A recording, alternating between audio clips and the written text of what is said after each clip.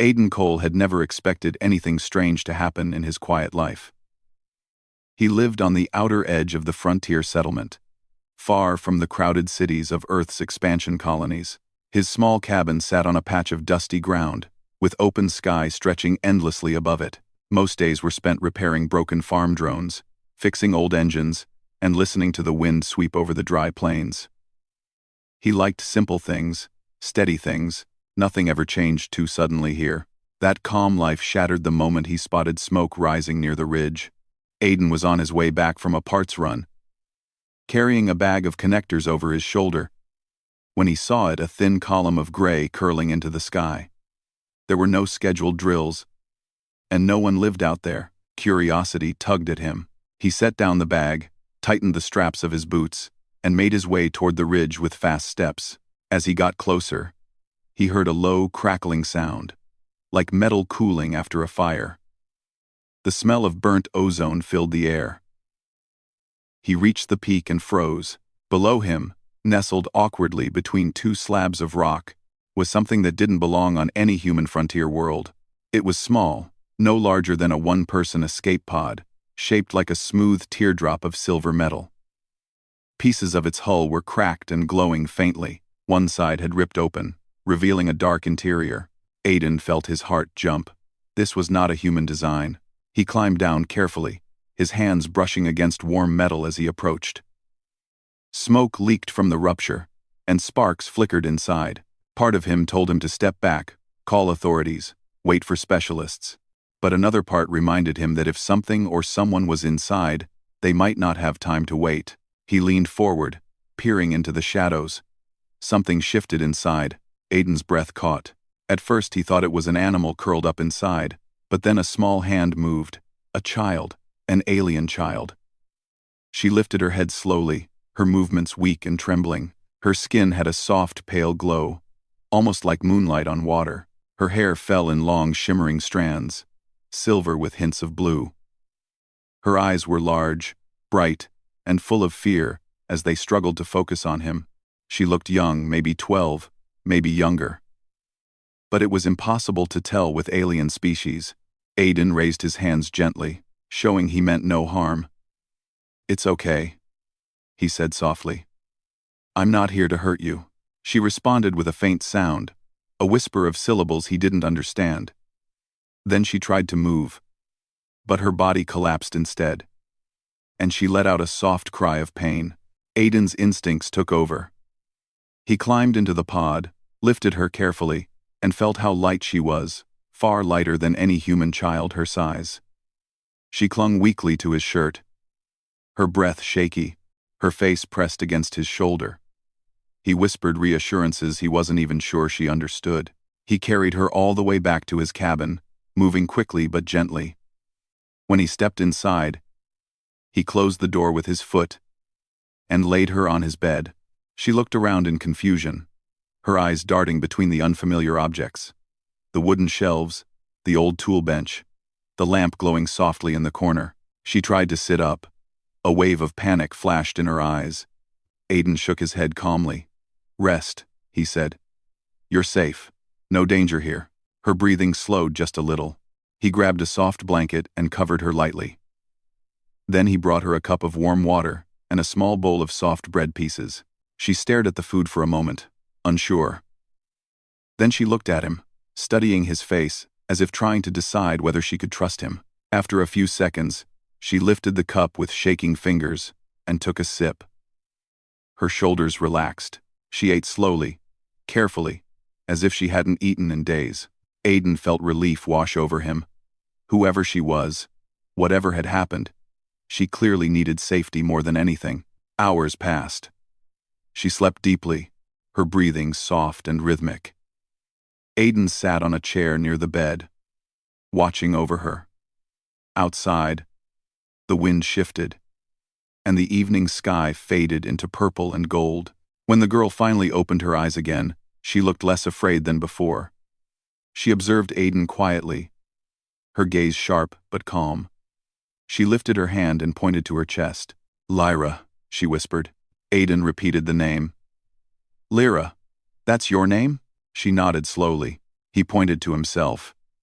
Aiden. Her lips moved as she repeated it softly. Den. Aiden smiled gently. She hugged her blanket tighter, as if grounding herself with the familiarity of his presence. Since she couldn't speak much of his language, she started drawing symbols in the dirt near the fireplace. They were strange, curved lines that glowed faintly for a few seconds before fading. Aiden knelt beside her, watching as she created patterns that seemed to tell stories. He had no idea what they meant, but her concentration was intense. When she noticed him looking confused, she sighed softly and tapped the drawing, then pointed to the sky through the window. Aiden understood only a little. She was from far away, far beyond anything humans had charted. Later in the night, while Aiden was making warm broth, he noticed something unusual. The lantern above the counter flickered each time Lyra glanced at it. When she reached out to touch the bowl he set before her, the steam swirled into a perfect spiral, as if responding to her emotions. She had abilities, real, powerful ones. But he didn't feel threatened. She looked scared of them, not proud. Every time something strange happened, she recoiled and lowered her head. Aiden knelt beside her and placed a hand lightly on her shoulder. "It's okay," he said in a calm voice. "You're not doing anything wrong." Her eyes widened a little, surprised by his reassurance. Slowly, carefully, she nodded. The next day, Aiden repaired a small communicator in hopes of picking up signals. Maybe her people were searching for her, or maybe danger was still out there. He didn't want to risk anything. While he worked, Lyra sat nearby, watching him with fascination. She seemed mesmerized by the tools, the wires, the sound of metal clicking against metal. At one point, she reached out and touched a broken circuit board. The damaged pathway inside it briefly lit up as if trying to heal. Aiden stared, amazed. She pulled her hand back quickly, afraid she'd made him upset, but he only shook his head in wonder. "Lyra? That's incredible." She blinked at him, nervous but a little proud. As the evening came again, Aiden stepped outside to bring in a crate of supplies. But halfway across the yard, the wind suddenly stopped. The air turned unnaturally still. A pulse of pressure moved through the ground, sending ripples through the dust. Aiden froze. Something was happening. He looked to the sky. High above, a shimmering wave passed through the clouds like a ripple across water. Light split open, forming a thin, bright crack in the sky before sealing again. Animals in the distance ran wildly, as if sensing something terrible approaching. Inside the cabin, Lyra dropped the cup she was holding. The sound shattered the silence. She ran to the doorway, gripping the edge tightly, her whole body shaking. Her eyes were wide with fear, her breathing fast and uneven. She stared at the sky, whispering words in her own language, words filled with dread. Aiden rushed to her. "Lyra, what's wrong? What is that?" She didn't answer. She simply clung to his arm, her fingers digging into his sleeve as if holding on for life. She pressed her forehead against his shoulder, trembling uncontrollably. It was the most terrified he had ever seen her. He wrapped his arms around her gently. "It's okay. I've got you. You're safe here." But deep inside, Aiden knew something had changed. Something powerful was searching for her. Something far beyond human technology. And whatever it was, she feared it more than anything else in the universe. She held onto him tighter, refusing to let go. As the sky shimmered again, brighter this time, Aiden looked upward with a sinking feeling. Someone was coming. Someone who wanted Lyra back, and they would not come peacefully. The night felt heavier than usual, as if the air itself understood that something dangerous was approaching. Aiden kept Lyra close, trying to calm her trembling hands, but nothing seemed to ease the fear inside her. She sat on the small wooden bench near the window, staring through the glass without blinking. Her silver blue eyes reflected the fading light outside, and each distant rumble from the sky made her flinch. Aiden didn't have answers, but he knew enough to understand one thing. She wasn't scared of the darkness or the storms. She was scared of whoever was searching for her. He paced the cabin quietly, trying to think of solutions. He could contact the settlement guards, but what could human rifles do if an alien empire was involved? Even the most advanced frontier technology looked primitive compared to the pod she'd crashed in. Worse, if he reported her, she might be taken away immediately by humans this time, not aliens, and he didn't want that either. Lyra trusted him. She clung to him. She chose him. He wasn't going to betray that. He stepped outside for a moment, hoping to catch a better look at the sky. The air felt unnaturally still again. No wind. No insects. Even the ground seemed to be waiting. A cold shiver ran through him. He scanned the horizon, eyes narrowing. A soft thud sounded behind him. Lyra had followed him out, barefoot in the dust, holding the doorway with both hands. She shook her head slowly, pleading for him not to go too far. He walked back quickly and guided her inside, closing the door and securing the lock, even though he knew a lock meant nothing to the kind of threat they faced. Lyra sat down again, her hands wrapped around herself. She tried to speak, but her words came out tangled. She raised her hand and drew a glowing symbol in the air. The light shimmered, forming a shape Aiden recognized from earlier. The shape of a ship, huge, wide, and frightening. "Coming," she whispered with a cracked voice. "Big? Many?" Aiden felt the weight of those words settle in his chest. He didn't know what they wanted from her, but he didn't like the idea of them marching into his world without care. He moved toward his workbench and pulled out tools, circuits, shield plates, anything he could use. If he couldn't fight an alien army, he could at least build something to protect her. Lyra watched him in confusion, her brows pressed together. She approached slowly and touched a half-built device on the table. It reacted to her touch, humming softly. Aiden looked at her. "I'm trying to make something to keep danger away. A barrier, a shield." She placed her small glowing hand over his, trembling. "You protect?" "Yes," he said without hesitation. "I'll protect you." Her eyes softened, and a tiny breath of relief escaped her. She squeezed his hand gently, then pulled back, letting him work. Hours passed. Aiden worked through the night, adjusting wires, recharging power cells, and connecting circuits. Lyra stayed awake too, sitting beside him or handing him tools, even if she didn't fully understand what each one did. Sometimes she rested her head on the table, watching him with half-closed eyes, as if his presence alone kept her fear in check. The cabin lantern flickered again, only this time it wasn't from Lyra's emotions. The entire cabin shook lightly, like a small tremor beneath the earth.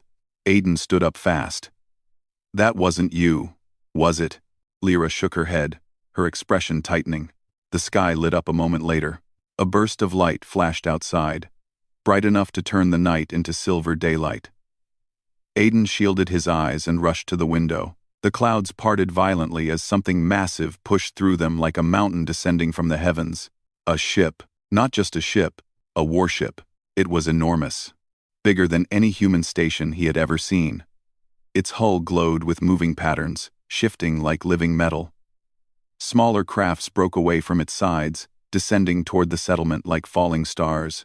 Lyra's breath caught. She stepped backward until she hit the wall, her knees buckling. A terrified sound escaped her throat, something between a gasp and a sob. She covered her face, shaking uncontrollably. Aiden dropped beside her and pulled her gently into his arms. "I'm here. I'm here. Look at me, Lyra. It's okay." She clung to him desperately, gripping his shirt so tightly her knuckles turned white. Her entire body trembled as if her instincts were telling her to run, hide, disappear. But she did none of that. She only held on to him. Aiden stroked her back slowly, trying to steady her, even though his own heart was beating too fast. A loud metallic roar echoed through the air as the first alien craft landed at the edge of the settlement. Aiden and Lyra both looked toward the door as the ground vibrated. The warship cast a shadow over the land, swallowing everything beneath it. Lights flickered along its underside. Scanning the surface, a knock came, not gentle, not polite, but firm enough to rattle the wooden walls. Aiden stood slowly, but Lyra refused to release him. Her fingers locked around his wrist, trembling violently. He looked down at her. "I'll be right here. I promise." He placed his free hand over hers. Her grip loosened slightly, but she didn't let go entirely. Aiden opened the door just enough to see outside. The sight froze him in place. At least a dozen alien soldiers stood before his cabin, wearing tall, shimmering armor that changed color under the warship's glow.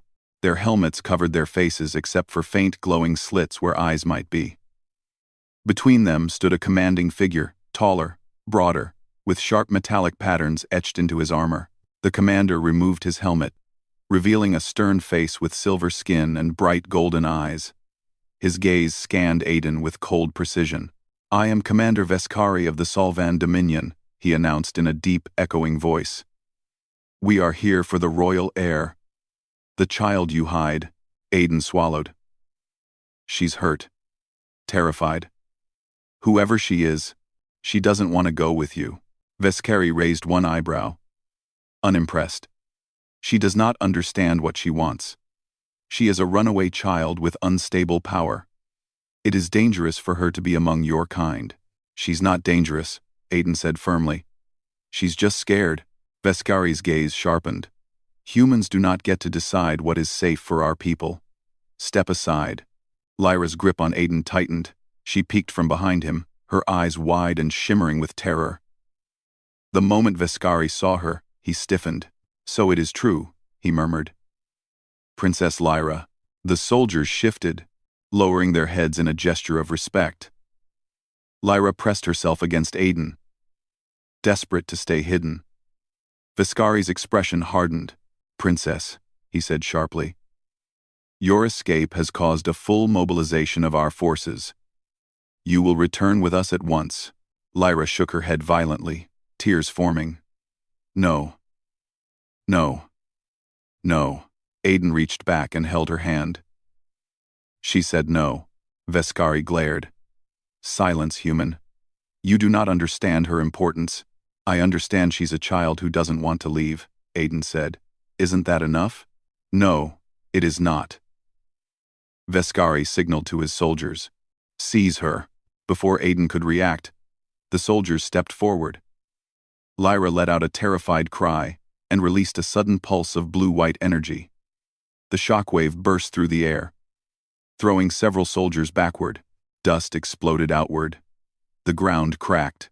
Aiden shielded her instinctively, holding her close as she sobbed uncontrollably. The soldiers recovered quickly but hesitated, now wary of her power. Veskari raised his hand, ordering them to stop. He stared at Lyra with frustration but also something else, fear. "Princess Lyra, your powers are unstable. You endanger everyone around you. We are here to contain that danger." Lyra couldn't speak through her sobs. She only pressed herself deeper against Aiden's back. Veskari continued coldly. "Human, you have 1 hour. Convince her to come peacefully. If she refuses, we will take her by force." Aiden felt heat rise in his chest. "I won't force her." Veskari stepped closer, towering over him. "Then you will watch what happens when we do." He signaled his soldiers, and they moved back toward their crafts, but not far. They formed a perimeter around the cabin, ensuring no escape. Lyra collapsed to her knees once they were gone. Aiden helped her up and guided her inside. She curled into his arms, trembling with every breath. He stroked her hair gently. "Lyra, I'm here. I'm not letting them take you." She looked up at him with wet eyes and whispered one broken word. "Stay." "I'm not going anywhere," he replied. "I promise." The hour would pass quickly, too quickly. Aiden knew he couldn't win against an alien army. But when he looked at Lyra frightened, clinging to him, refusing to leave him, he knew something else too. He didn't care how powerful her people were. He would not let them take her, not while he still had breath. And outside, the warship's engines rumbled again, reminding him that the hardest moment of his life was approaching. The hour passed far too quickly. To Aiden, it felt like only minutes, stolen by fear and worry. The alien soldiers waited outside like silent statues, their armor glowing faintly under the shadow of the giant warship above. The sky had turned gray from the disturbance their engines caused, and the entire settlement seemed frozen in fear. Even the wind refused to move. Inside the cabin, Lyra sat close to Aiden. her knees pulled to her chest. She pressed her forehead lightly against his arm, her breathing uneven. Every time the ground vibrated from the ships outside, she flinched and tightened her hold on him. She did not want to go. She had made that very clear, even if she couldn't express every word in his language. Aiden knelt in front of her, taking her hands gently. "Lyra," he said softly. "They're coming soon. They won't stop."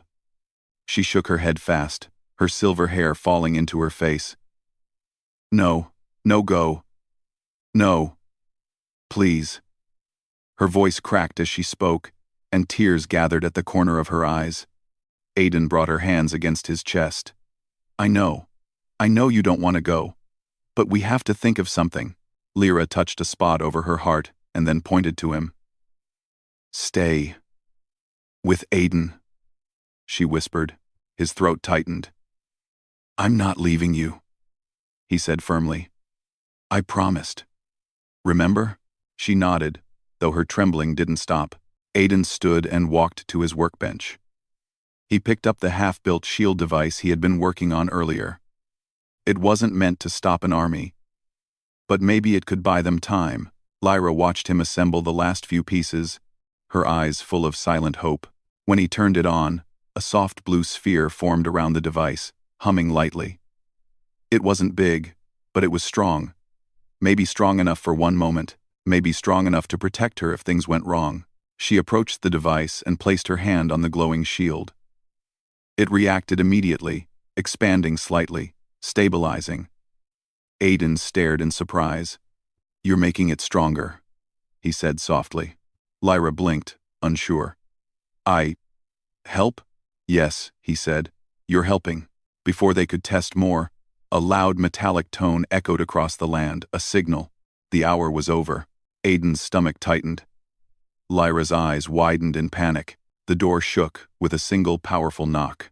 Aiden moved quickly, positioning himself in front of Lyra.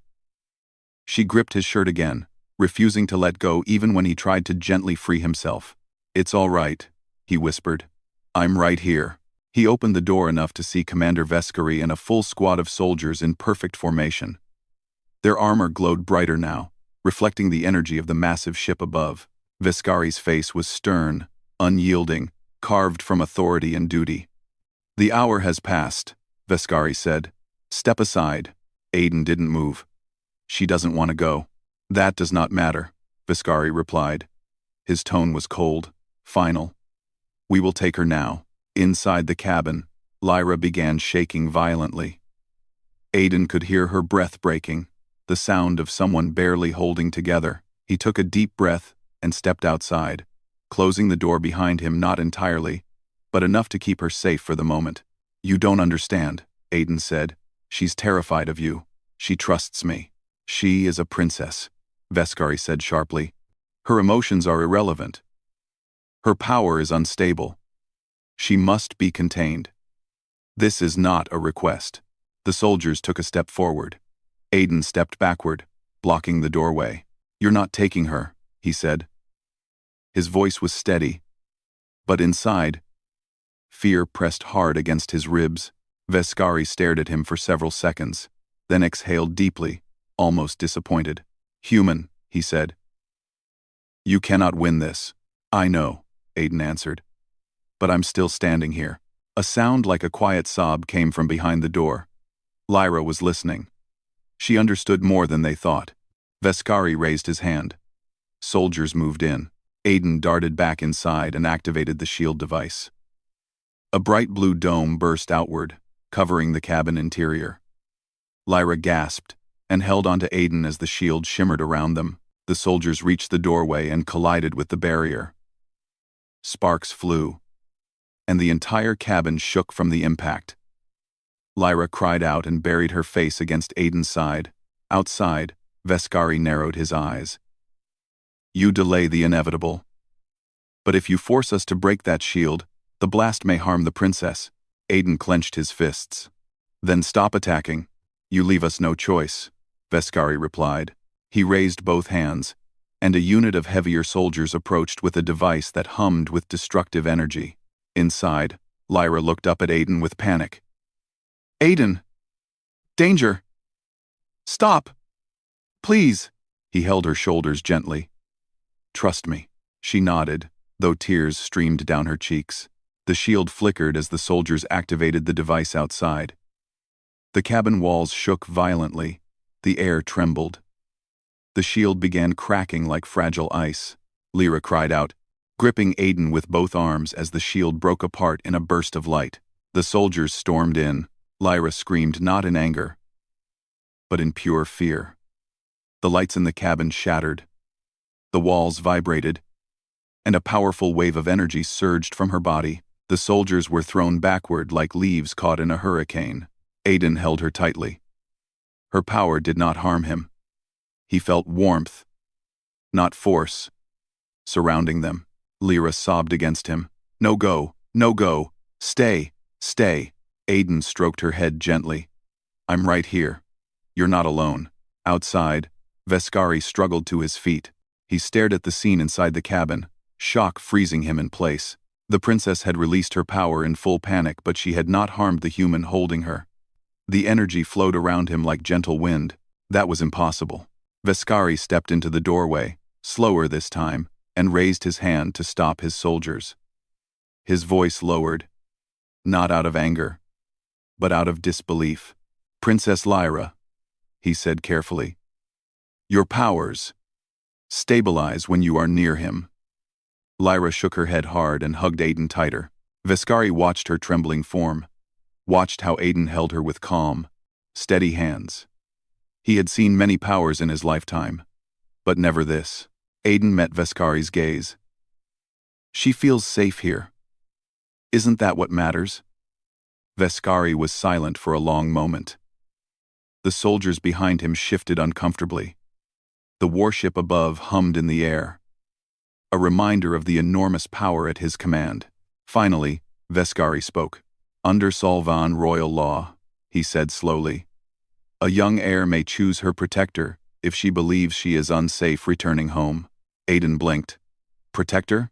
It is an ancient rule, Veskari continued, rarely invoked, but its meaning is clear.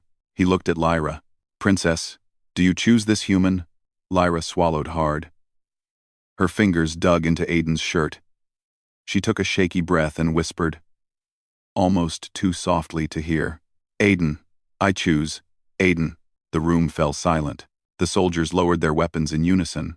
Veskari bowed his head not deeply, but enough to show respect. Then human, he said.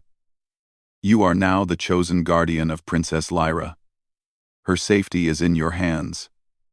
And by extension, so is peace with our people. Lyra lifted her head slowly, her eyes still wet but full of relief. She pressed her forehead lightly against Aiden's chest. Aiden held her, his heart pounding but steady with resolve. What happens now? He asked. Veskari straightened. You will not be separated. Not by force. Not by command. The Dominion will honor her choice. Lyra let out a small, relieved breath and hugged Aiden again. Veskari continued. We will withdraw. But know this. Human. Your life is no longer simple. Protect her well. For her sake. And for ours. Aiden nodded. I will. Slowly, the soldiers stepped back. The warship's engines began to hum louder as the massive craft prepared to depart. The soldiers boarded in silence, never taking their eyes off the human who had earned something no outsider ever had. Lyra kept her arms wrapped around Aiden until the last soldier vanished into the sky. When the warship finally disappeared beyond the clouds, she looked up at him with a tired, trembling smile. Safe? She whispered. Aiden brushed her hair gently.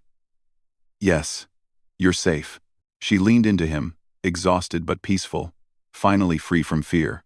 And Aiden realized his life had changed forever, not because an alien army came for her, but because she chose him when the whole universe tried to pull her away.